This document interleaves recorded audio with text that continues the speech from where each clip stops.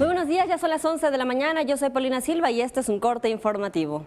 Mañana fría en la Ciudad de México. El Servicio Meteorológico Nacional informó que debido a diversos canales de baja presión y la onda tropical número 21, se prevén lluvias fuertes para la tarde y noche de este miércoles. Tome sus precauciones y no olvide el paraguas.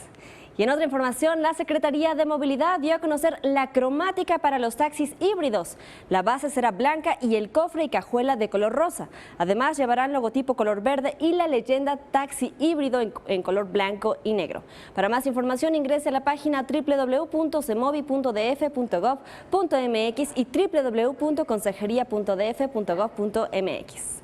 Y en el marco del Día del Médico Veterinario, el jefe de gobierno Miguel Ángel Mancera y el secretario de Salud Armando Agüed realizaron un recorrido por el Hospital Veterinario CDMX que fue inaugurado hace 6 meses.